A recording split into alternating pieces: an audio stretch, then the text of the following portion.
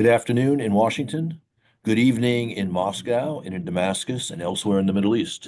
My name is John Herbst, and I run the Eurasia Center at the Atlantic Council.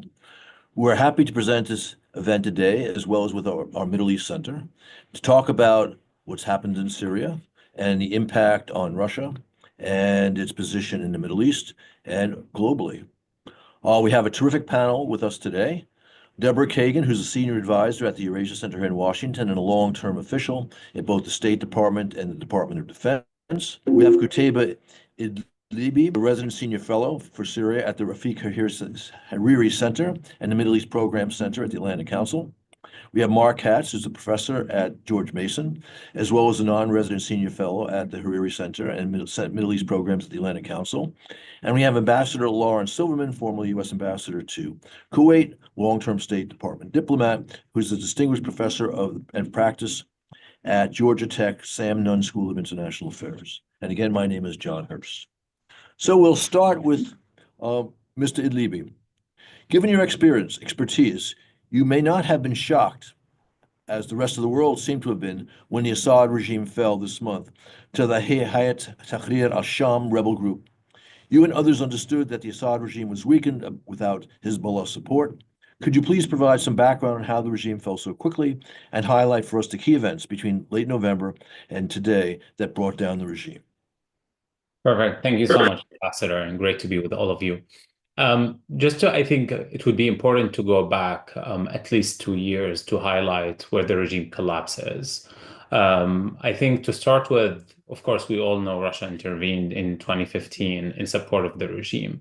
If we look at the events back then in 2015, for 6 months, Russia was not able to make any advances on the ground. It was very clear, even I think for Russian military leadership, that the Syrian army as an institution was completely collapsed.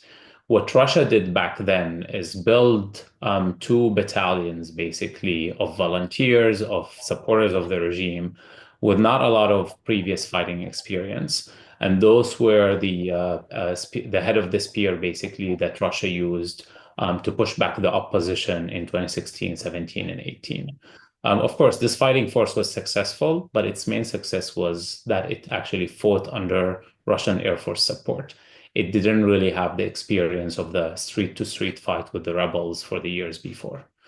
Moving fast forward, of course, to 2022, I think the first indication of the collapse of the regime was in 2022, when rebels actually infiltrated regime defenses for about 120 kilometers from Idlib city to Homs city, launched a drone attack against the graduation of the military academy, targeting the Minister of Defense, and they were able to withdraw back to Idlib without being caught. I think while there was a lot of reporting where those drones were launched, there were a lot of assumptions that they were launched all the way from Idlib into Homs. Few knew actually that this was through infiltration to the regime defenses.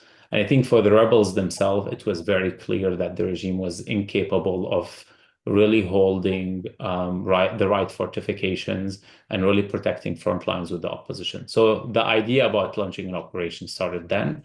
What we've seen throughout the last 12 months since October 7th, that there has been a lot of preparations on the rebel side, pulling fighters into training into Idlib province for over 6 months into their own military academy, preparing fortifications on the front lines, clearing villages on the front lines, preparing for this event. Of course, with the war in Lebanon, with the decay of Iranian forces in Lebanon and in Syria, of course, Iran was weakened, and as a result, the Assad regime was weakened. But I think the main factor here that really paved the way for the rebels' success was that Israel and the United States set up the conditions for how much Iran can intervene. Since the beginning of the war in Lebanon, Israel prevented any Iranian airplane from landing in Beirut, in Aleppo, or in Damascus, carrying any sort of military support or military personnel. We've seen that the land bridge through Iraq has also been limited, with clear threats from the United States to the Iraqi prime minister that anything that would cross the border would be bombed by US or Israeli forces. And that, in a sense, helped in focusing the efforts of the decay of Hezbollah in Iran. So when the operation was launched, Iran was incapable of activating its land or air bridges into Syria. And at the same time, the regime itself, as I mentioned, that force that remained of the regime, were only capable of fighting under Russian Air Force protection. Of course, with Russia, bogged down in Ukraine, with a lot of its class officers who were fighting in Syria were actually killed in Ukraine or still leading operations in Ukraine. Russia didn't have a lot of officers to actually push to Syria to lead operations, to lead the defenses of the regime. But I think also there was some sort of political decision, I think, in Moscow to decide that maybe Assad is not worth saving, that maybe if Russia's interest in the coast, mainly the military bases, would remain out of the fight, that Russia would not be or should not move resources from Ukraine to Syria. I think there are a lot of speculations about that we can discuss later, but the main point is Russia didn't have the assets in Syria to move swiftly to help Assad. And the force that Assad had was only useful under Russian Air Force support. So in the absence of that support, we've seen the images and videos of regime soldiers, of supporters, really, fleeing all locations and leaving all of their weapons behind. To the extent that even when Russia was engaged in the first 2 days of this operation, late November, we've seen in the first day that, as they did in Ukraine, they started bombing Idlib city and Aleppo city. But the day after they stopped, and of course they didn't stop because they didn't want to bomb civilian areas. They stopped because they were busy bombing all the military and artillery that the regime was leaving behind. With the immediate collapse in Aleppo, in Hama, and then in Homs, where the fight only took around 36 hours, Assad basically packed everything and he left without telling any of the elements of the regime. Why is this detail important? Because his escape, in a sense, first to Latakia, to the Russian base, and then to Moscow, has really helped, with the complete collapse of the rest of the regime. Among regime supporters, Assad is now being called a traitor. We've seen that regime officials now, have went into hiding. They have no morale to fight back or to resist what happened, which I think helped, phase this kind of peaceful transition. We're talking about 200 casualties throughout the 12 days of the fight. Most of them are fighters. There were around 40 civilians killed in Homs city. But other than that, the transition has been very peaceful in a sense. Where we are today, the rebels led by Hayat Tahrir al-Sham, a designated foreign terrorist organization, are in control of the country. Most of the efforts are focused on stabilizing the country. I think the rebels were only prepared to take Aleppo city when they started, but then they found themselves leading the whole country. But more importantly, I think what we have today for us as the United States, there is a power vacuum. And as we all know, if we don't fill power vacuums, bad guys will always rush to fill those vacuums. Iran has lost in Syria, Russia has lost in Syria, but I think the biggest question coming up is, what do we do about it? And would we be proactive in filling that vacuum before Iran and Russia try to come back?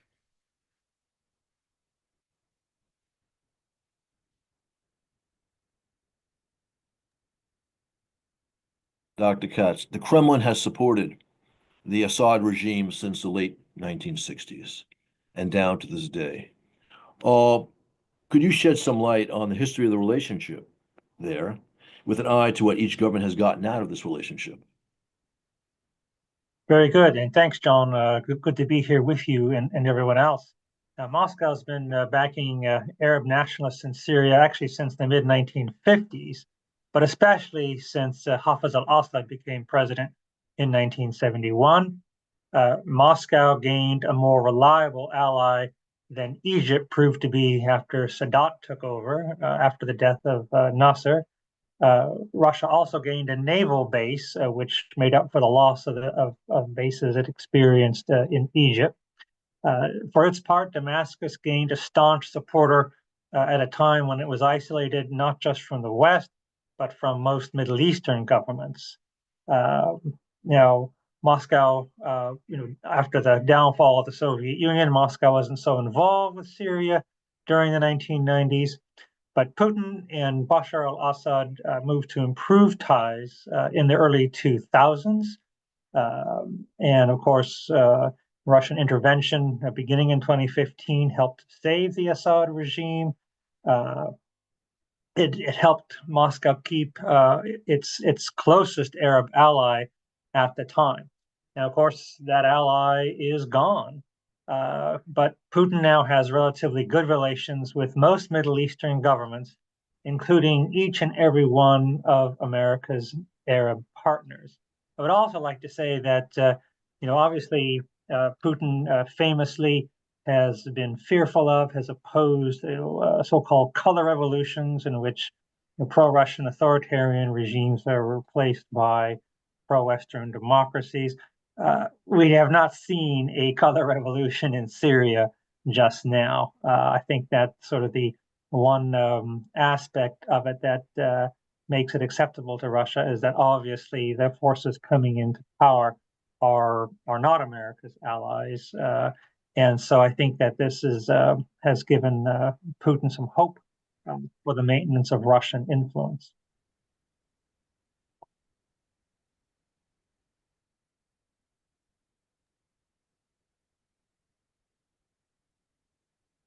I think you're on mute, John. There. Thank you. Okay. Ambassador Silverman, you have significant experience serving in Syria, Turkey, and elsewhere in the region. You also serve as senior official in the State Department at NEA. Can you give us some perspective on the Gulf reaction and the reaction of others in the region? Thank you, John. Thanks. Great to be with you and with my distinguished colleagues as well. Good to be with all of you. For many years, John, the Gulf had, let's say, the luxury of not paying attention to Syria. In a region that has so much instability from time to time, to just not hear from a country in terms of problems is considered a good thing. Even Israel didn't hear as much from Syria, except for the very obvious way in which Syria allowed itself to be used as a conduit to help those forces like Hezbollah and Hamas and others fighting against the Israelis. So the Gulf had this luxury up until 2011 or so, with the Arab Spring and the beginning of, at that time, uprisings in Syria. And then it became, the attitude seemed to be, well, better that, it's not that they respected Bashar al-Assad or Hafez al-Assad before him, for that matter, but Syria was stable.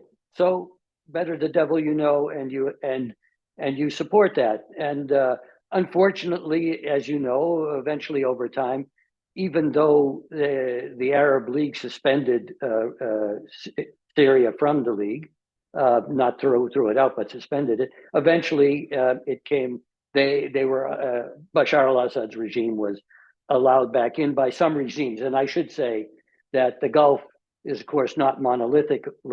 Obviously, we have Saudi Arabia and the Emirates, for example, on one side, and Qatar with a different position closer to the Turkish position, for example, and having relations with Hayat Tahrir al-Sham. So they were again looking to be left alone and do their focus on their domestic issues and a few other issues. Bashar al-Assad, as long as he remains in power, we're not going to focus on those aspects of the regime. And then, of course, there was the fear that there could be a radical Islamist regime in Damascus, and that they didn't want. So stability and not having that kind of regime was enough for them to recognize, engage with Bashar al-Assad and leave the rest of it to other parties. Now there is an opportunity. What's going on in Syria, what will go on in Syria over the next months and years is not a spectator sport, should not be a spectator sport for the Gulf or anyone else.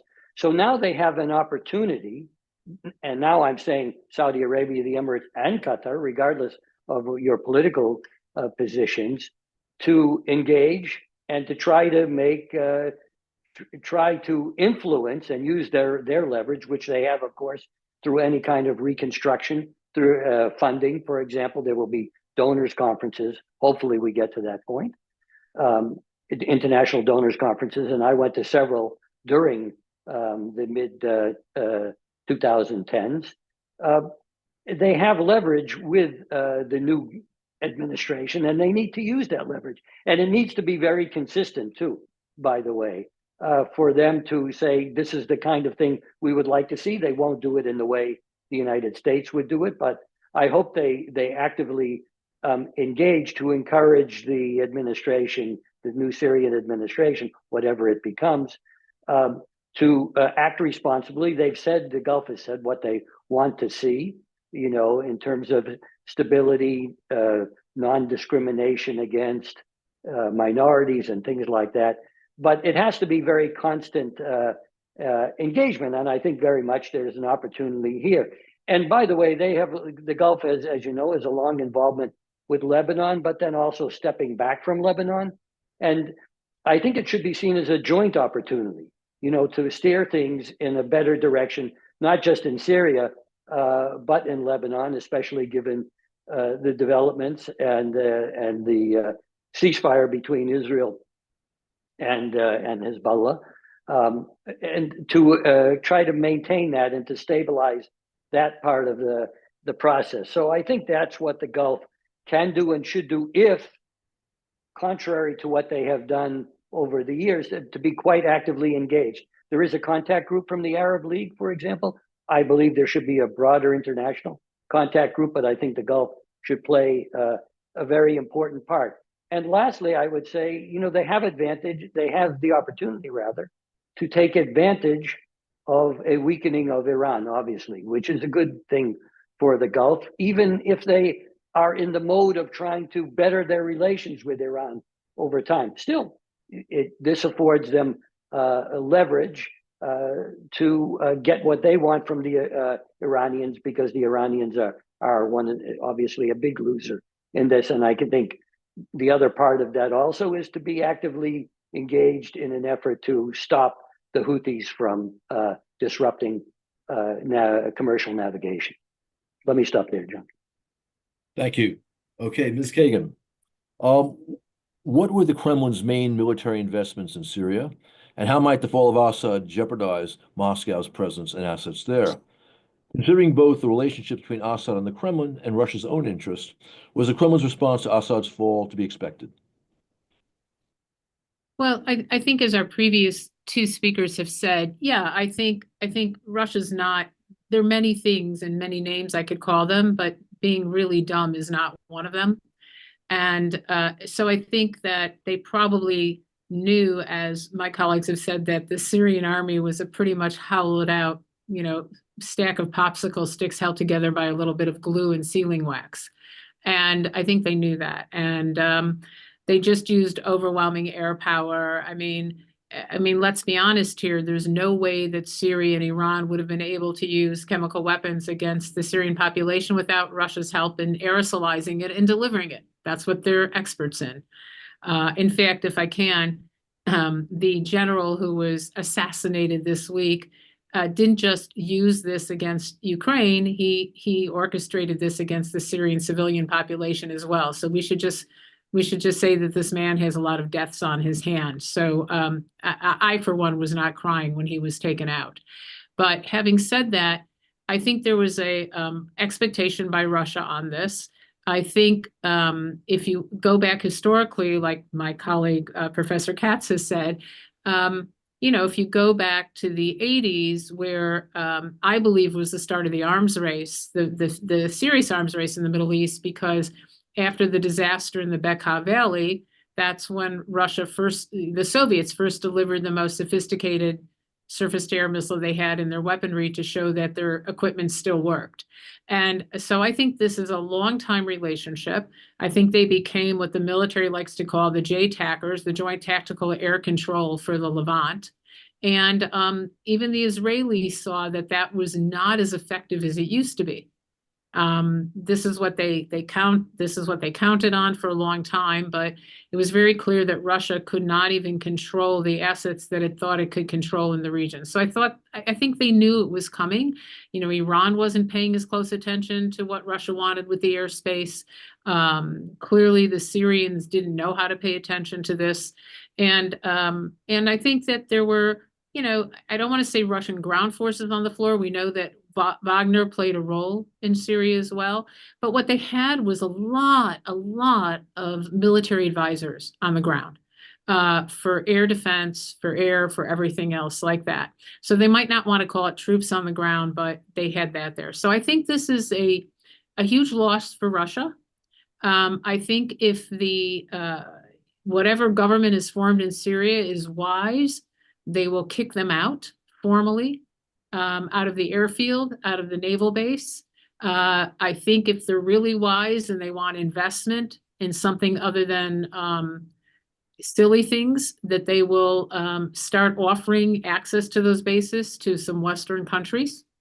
And I think the critical issue here is Putin can talk all he wants about, you know, this is what we wanted, we knew this was coming, but this is a loss.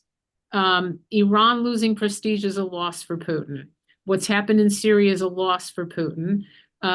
This Hezbollah and Hamas, both, which the Soviets and then the Russians supplied for the better part of 30 to 40 years, that's a loss as well because the Russians don't have that kind of equipment to give away anymore.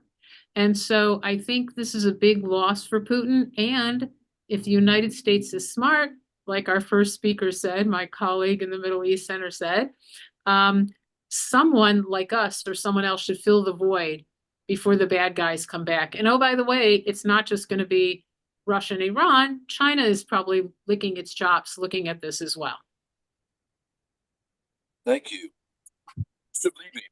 The Kremlin, through the Russian military, has been complicit in the many atrocities committed by the Assad regime against the Syrian people. How did the Kremlin do this, and how might the international community hold the perpetrators to accountability, besides the recent accountability that suffered the former Russian general responsible for CW use in Syria and in Ukraine?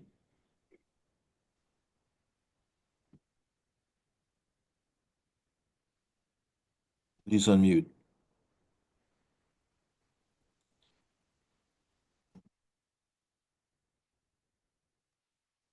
Mr. Libya, are you still with us? Sorry, I wasn't sure the question was for me. My bad, Ambassador. So certainly, I think, one, how did Russia participate in that? Russia provided the means for Assad, number one, to really do those crimes in terms of military support. Number one, that started in 2015, where Russia actually led on many of the crimes against civilians, war crimes against civilians that Assad and Russia have done throughout their military campaign between 2016 and 2020. And even after, because yes, we had a cessation of hostilities agreement between Russia and Turkey in 2020 that cemented the front lines between opposition and the regime, but bombardment of civilian areas did not stop. Russian FPVs, drones continued to attack civilian infrastructure across Idlib and Aleppo provinces. And what we've seen in the first day of the operation, that there were actually Russian military officers who are actually the ones leading those operations. It wasn't even the Assad regime. So there's definitely the military component. I think politically, we shouldn't ignore how much Russia actually supported the Assad regime in the UN Security Council to prevent any form of accountability against the regime, to actually provide the regime the space it needed to continue its war against the Syrian people. Beyond that, so as we move forward now, there is definitely a need, by the ICC to move forward what it can do to bring Assad himself and many of his officers to justice. I was very optimistic by the assistant by the AUSA here from the Department of Justice when they unsealed their case against Ali Mamlouk, Abdeslam Mahmoud for the killing of the American citizen Leila Shweikani in the Air Force intelligence. Also, I was encouraged by the decision of the federal grand jury in LA to add torture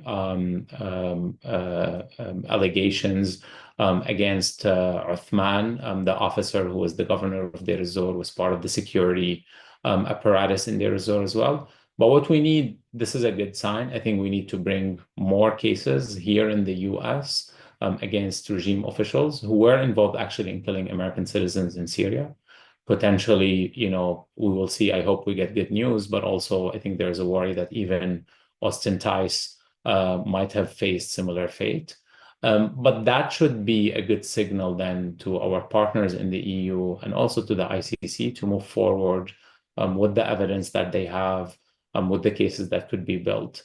The IIIM, CIJA have collected over 1 million documents even before the fall of Assad.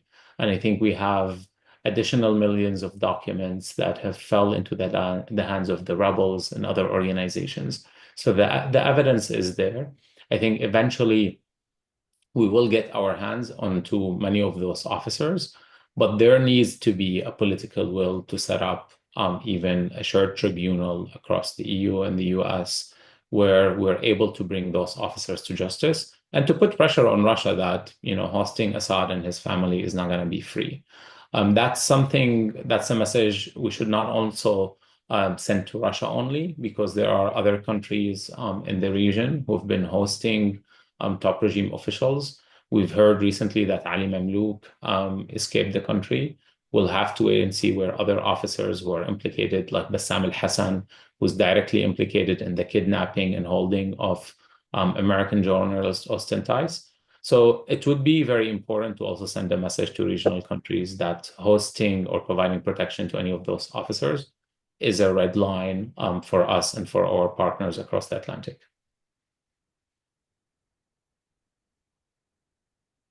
Thank you. All right, Dr. Katz, how did Russia's years-long, decades-long presence in Syria advance the Kremlin's objectives across the globe? Will the fall of Assad make it harder for Moscow to intervene in Africa, as well as elsewhere in the Middle East? Well, certainly the Tartus naval base, was Russia's only naval base outside of the former Soviet Union, and that enabled Russia to keep a naval presence in the Mediterranean. And this has been especially important after the outbreak of the Russia-Ukraine war in 2022, when Turkey limited Moscow's ability to make naval passages through the Turkish Straits under the terms of the Montreux Convention. Also with the Hmeimim Air Base, Russia has been able to use this to support Moscow's deployments in Libya, in the Sahel, elsewhere in Africa. And certainly losing these Syrian bases will definitely hamper these activities, but not altogether, as some have pointed out, that there are other routes, but that they're not nearly as efficient. Putin, though, seems to think that Russia can keep its Syrian bases. But he did acknowledge in his press conference today, he said that if we stay there, we will need to do something in the interests of the host country. And he cited the delivery of humanitarian aid. But he also noted what those interests could be. What could we do for them is an issue to be thoroughly examined by both parties. So clearly, Putin aims to please the new rulers. To me, it's really kind of shocking that just a few weeks ago, the people whom Russia was bombing, he then turns to and asks to keep the base. It would be kind of like if back in 1973 or 1975, after the Vietnamese communists took over South Vietnam, if the U.S. had asked them, by the way, can we keep Cam Ranh Bay? Would you mind? But obviously, maybe if we had just asked, but Moscow doesn't seem to, to be embarrassed. And it just, to me, what is interesting is that what it shows is, the Russians seem to be always willing. They experience setbacks. They seem to be prepared to move, to try to deal with the situation as it is. I hope that Deborah is right, that the new people in power will toss them out. In fact, I would think that it'd be really unpopular within Syria to allow the Russians to stay there. But as we know, stranger things have happened, and it would surely be amazing if Russia is allowed to keep them, and it would be the subject of who lost Syria to the Russians for quite some time here in Washington, in my view. And if they keep it, why would Hayat Tahrir al-Sham want to help the Russians' presence in Africa where they're fighting jihadists? I mean, I know there's all kinds of disputes among jihadist groups, but if Moscow keeps those bases, that's essentially what they would want to do with them. And I just can't see them doing that. What I'm thinking is that Putin may be displaying a degree of hubris here. At least I hope that's what it is, because it really would be shocking if they're allowed to keep these bases. A quick follow-up. You mentioned the Putin marathon press conference, year-end press conference, which he held today. He also claimed that Russia achieved its objectives in Syria because they were designed, their objective was to prevent extremists from coming to power in Damascus. He also claimed this was in no sense a diminution of Moscow's influence in the Middle East or elsewhere. Your thoughts? Yeah, again, another just totally amazing statement. In other words, when Russia was bombing them, they were terrorists. Now they're somehow moderate. So apparently Russia's bombing them helped to moderate them. This is a good thing. It really is sort of amazing. The only other way I can interpret it is that Putin is claiming that actually, no, he was not bombing these people, but ISIS instead, and wasn't that good. But he does seem to indicate that the people who are now in power were once terrorists and are now moderates. So that somehow Russia helped bring this about, and that Russia, this is a success for Russia. So either this is just he himself knows it isn't true, but it's just putting the best face on it, or he really believes this. And I know there are those who say that he really is incredibly isolated, and his sources of information are fairly limited. It's very dangerous to tell him anything he doesn't want to hear. So he may believe these things, but it is really quite amazing that he feels this way. Thank you. Okay, Ambassador Silberman, you again had extensive experience in the Middle East, and you maintain your contacts there. Do you think that the Gulf states, elsewhere in the Arab world, Putin is seen as having achieved his objectives in Syria and proved himself to be a reliable partner or ally? The short answer, no, obviously. If I could go back, and you, John, Deborah, Professor Katz are all the more expert on Mr. Putin and his motivations. But there is one place that we haven't mentioned yet in one word, which is Libya, which is very important here, because I remember being Deputy Assistant Secretary of State when the air base at Khmeimim was established by the Russians. And boy, did they crow about that, of course. Tartus, obviously, they had since 1971. But people ask me, why is Putin throwing his lot in with Bashar so much? Because as I've always said, the only thing worse than the Assad regime saying no to you is the Assad regime saying yes to you and wanting to do things with you, because they would never deliver on what they had promised. And now Mr. Putin has no problem with brutality and crimes against civilians, so that part didn't bother him. But he was, as you know, I think really felt hoodwinked by the international community on Libya and Mr. Gaddafi. And I think he vowed to himself that would never happen again. He was hoodwinked in the United Nations. He was hoodwinked otherwise when Russia abstained on the resolution about Libya and Gaddafi. So they were making up for this. And it's a great irony now that some of the materiel and systems that have been based in Syria might wind up in Libya. neither the Gulf nor others have ever, I don't think, really looked and said, "Oh, the Russians can be our great defenders," either because they have the military capability or because they have the inclination. Now, certainly before the fall of Bashar al-Assad, Ukraine, I think, already demonstrated that these are not military systems on which you really that others should rely on. And then you have obviously that Russia didn't come to the aid of Bashar. Now, the others wouldn't have come to his aid either, but it's a lesson that the Gulf and others have learned, that it's this weakening process and the weakening of Iran. So I think they were probably all surprised in the Gulf and elsewhere in the Arab world that there wasn't more of an effort by the Russians and the Iranians, for that matter, to prop up Bashar. But I think the Russians saw that as a lost cause at this point. Plus, their own constraints didn't allow them to do it, and of course, constraints didn't allow the Iranian "quote unquote" axis of resistance to come to the rescue of Bashar.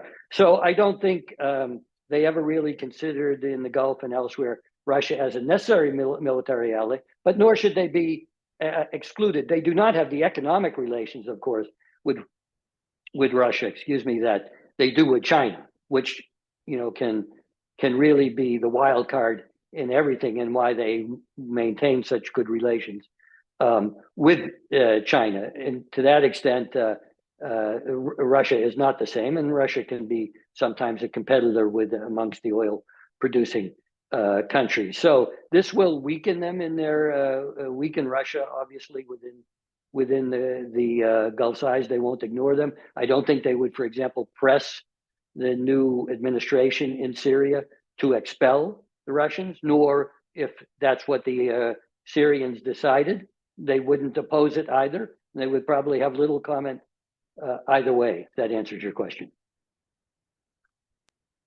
Thank you. Mr. Libby spoke at the top regarding what the United States should be doing in Syria. Since you were involved in U.S. policymaking in the Near East, it'd be helpful to have your views on this as well.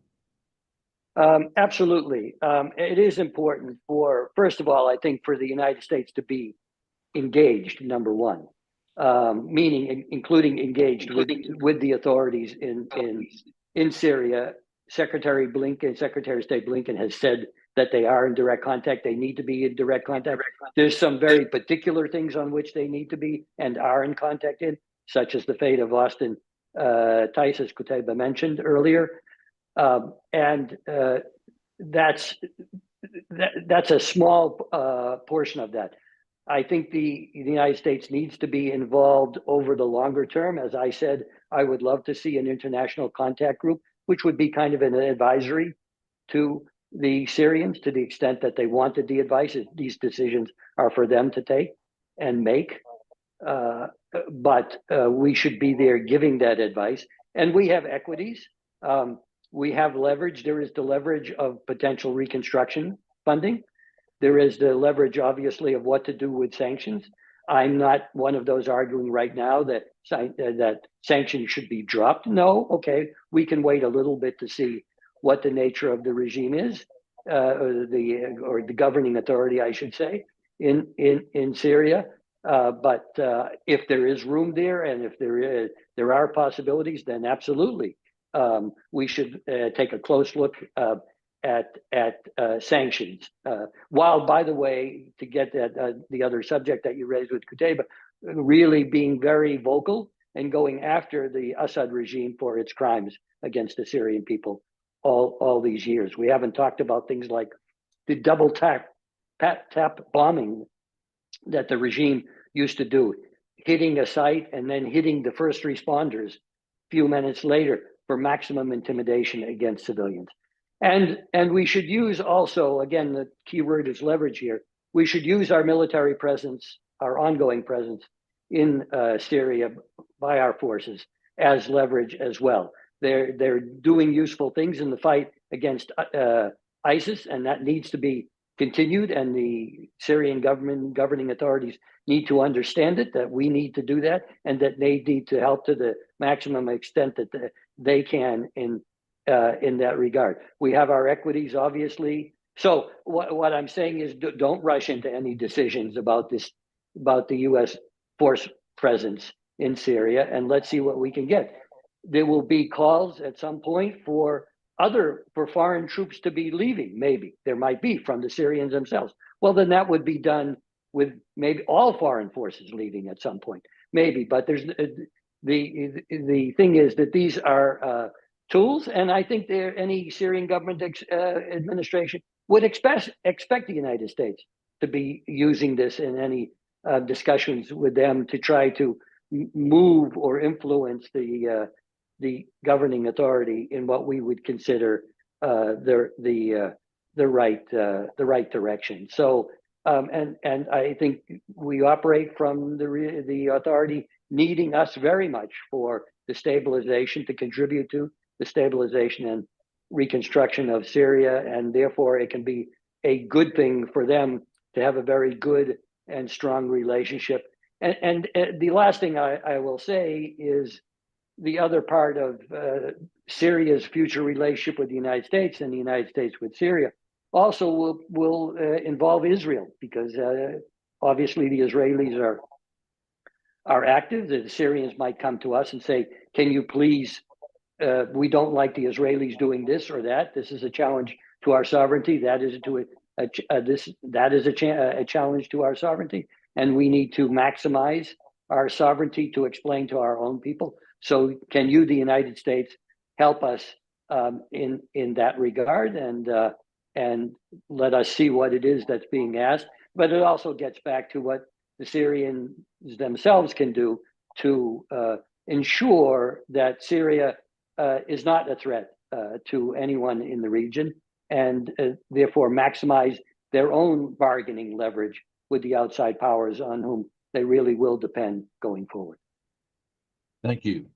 Okay, Mrs. Kagan, will the fall of the Assad regime and the uncertainty with the new Syrian leadership, how it may treat relations with Moscow, have an impact on Russia's ability to wage war in Ukraine?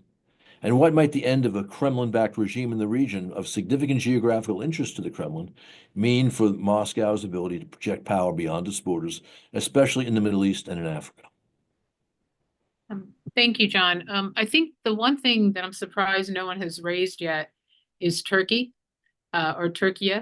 And the reason why I say that is there is a huge connection here between Turkey and Russia in terms of Ukraine.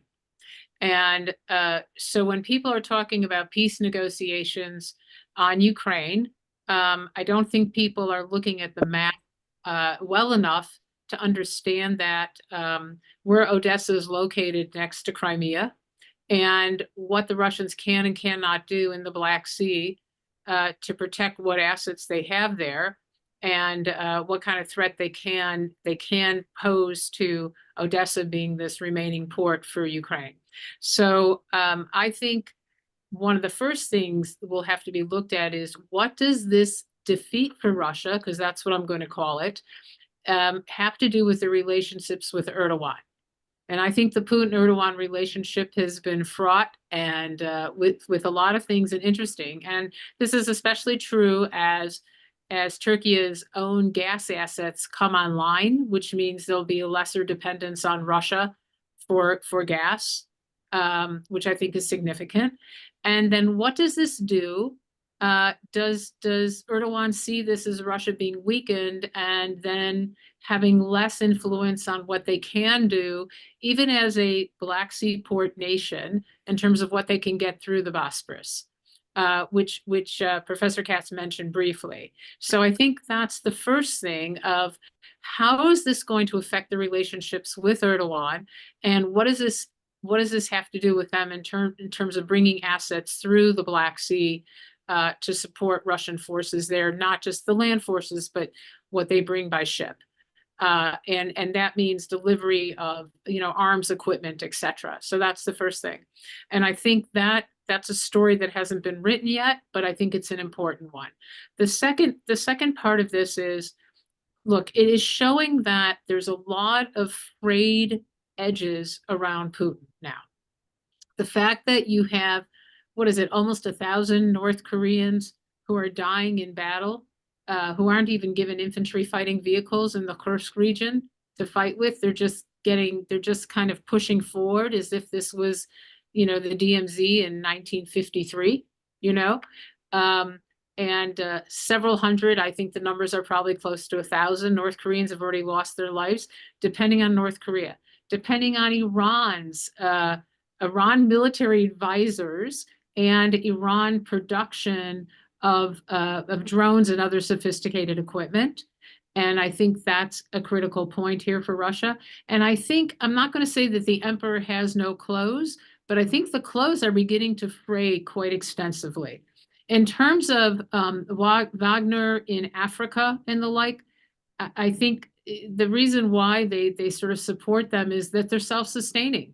Blood diamonds, gold, etc., rare earth minerals, they're self-sustaining. But I don't know how much longer Russia can keep that supply line open without, integral facilities in Syria. In terms of influence in the Middle East, if I'm in the Middle East, I have to say, you know what? This is not, if I'm Haftar in Libya, as people have mentioned, if I'm what's going on there, I'm thinking like, I cannot trust these guys as far as I can throw them. And so if you're looking at this clear-eyed, the clear-eyed would be telling you this is not an ally that's going to have a lot of staying power at this point. They can't supply me with the arms and equipment that they used to because they're using all of them themselves. And if I'm in the incoming US administration, I would take this into consideration before I start talking about a ceasefire in Ukraine. I would look at all this and say, wait a minute, there's an opportunity here. This is a tectonic shift in how the big guys can go forward. And this is an advantage that we can cut out for ourselves, as opposed to just still assuming that Russia is a superpower and it's the same as it was 10 years ago, because it's not. And I think this shows how quickly these feckless relationships can fall apart. Thank you. Okay, we have time for audience questions. The first one follows up a little bit on what you said, Deborah, but you'll have a chance to come in on this, but I'll give Dr. Katz the first shot. Will Russia bolster its ties with Libya's Haftar to reestablish its military presence in the region as a result of what's happened to them in Syria?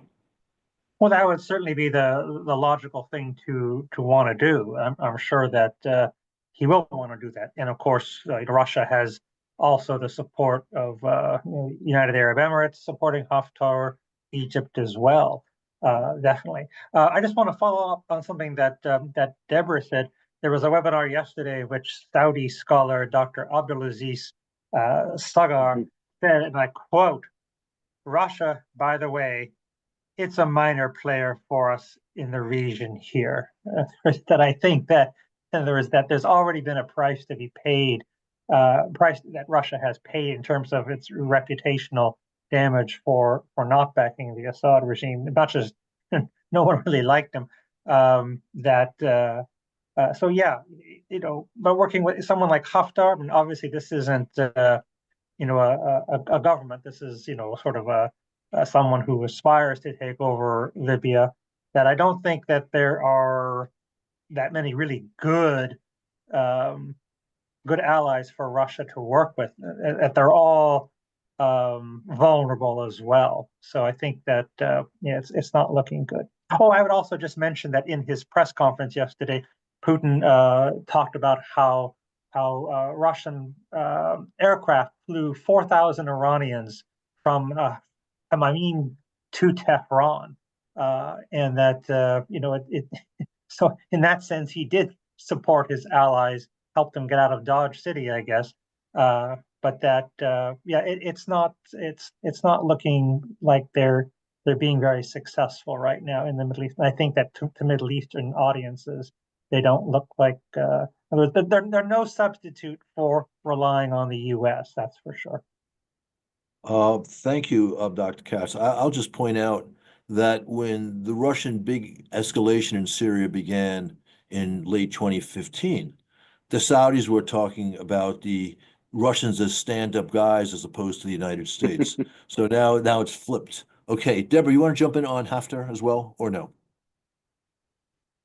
No, I'm good, but I would, I mean, I don't want to be sort of really picky, but I would really like to hear from Ambassador Silverman on this whole Erdogan piece, because I think that is a significant piece to all of this and his relationship with Putin.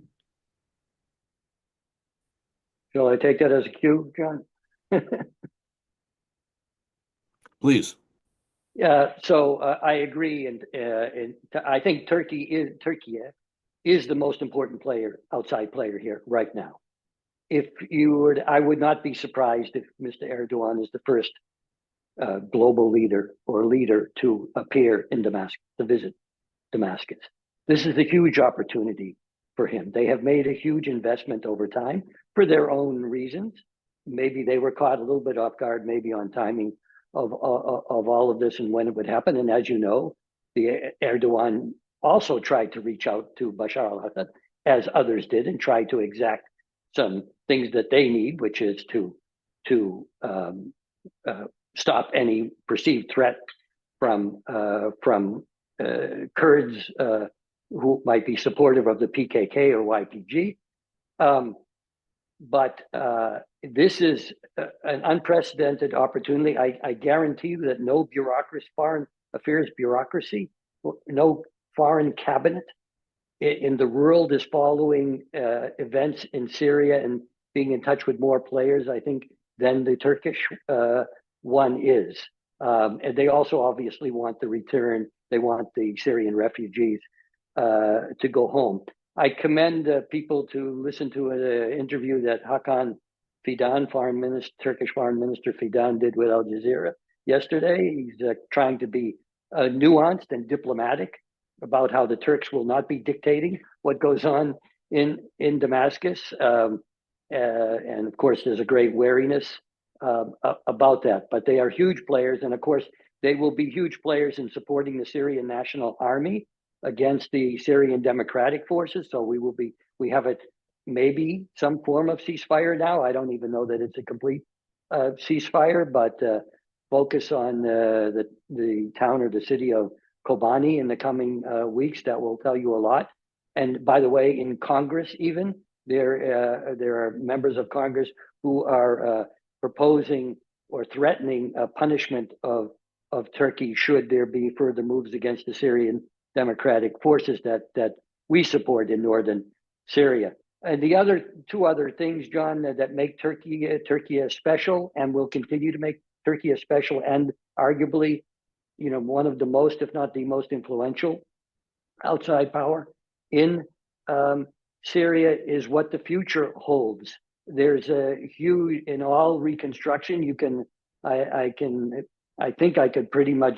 believe that there would be huge Turkish construction involvement I'm talking about contracts and the private sector being as important as the public sector. And the other thing is that, this is not a domestic issue for us, Syria. It should be a domestic issue for Russians, but they're not allowed to have any opinion about what their government does. It should be. And if there were any accountability for Putin, there would be, but there isn't. But in Turkey, this is a domestic issue from which Mr. Erdogan is benefiting after having lost domestically for domestic reasons politically in recent months, and let's say over the last year or so. But this is a relative winner if he can be seen as the central player. He can make Turkey be seen as the central player. And by the way, Turkey and Russia were not only on different sides in Syria, but they are on different sides in Libya as well. Thank you. We've got 4 minutes, and we have a question from Mitchell Aldrich, which has both a Russian and a Syrian tie. So, Mr. Libby, if you could address the Syrian tie, how might the incoming administrations, the phrase proto-isolationist, I'd call it maybe transactional, help the U.S. might lead to the U.S. missing opportunities in relations with Syria? 2 minutes. I mean, certainly that's concerning. However, I wouldn't judge what the Trump administration is going to do in its coming term. only based on what the Trump administration did in its first term. I think there has been some changes in the way President Trump-elect Trump is seeing some foreign policy issues. I think on Syria, we've seen a shift in the position from completely leaving Syria to quote unquote getting out of the way between Turkey and the Kurds, which is indicating a more willingness to consider actually staying in Syria, especially when we talk about Tanf and the East Security Zone. I think the Trump team, in conversations actually with the current Biden team, are working on preparing their conversations with Turkey about Hayat Tahrir Sham and about what needs to be expected from Hayat Tahrir Sham in Damascus in terms of national security goals related to the United States, related to Israel, but also in terms of ensuring an inclusive process in Damascus where all Syrian groups are represented in a transitional political body, and where the future of Syria does not reproduce a similar authoritarian governing body that is now led by Ahmed al-Shara. I think this is already, I think, in the works. I think we will see in the first couple of months a high-level engagement with Turkey, which I think is the right thing that has been missing throughout the last 4 years of the Biden administration, like this high coordination with Turkey to work on Syria. So Thank you. I think I am a bit optimistic on what could be done and what will be done there. Thank you. Deborah, the same thing for you with Russia, but let me throw in with this a question from Joe Jackson, or Jack Jackson, saying that the same press conference Putin said, he was victorious in Syria, could he do the same with Ukraine? In other words, get out and say he won. Okay, so I have to do this. This is analogous as a Chicago Bears fan to the recently fired coach, Matt Eberflus, after he flubbed that game saying, I called a good play. And then, of course, he was fired a couple hours later as well. He should have. I think it's time to, I think it's time to get that Putin needs to understand that this is a loss, and he could call it whatever he wants, but it's still a loss. And I think they're going to start piling up. And I think he can call Kursk successful. But when you have to depend on a bunch of North Korean unprotected, no body armor, no infantry fighting vehicle forces to do your dirty work for you, you've lost. And I think it's time for people in this town to understand the reality of that situation.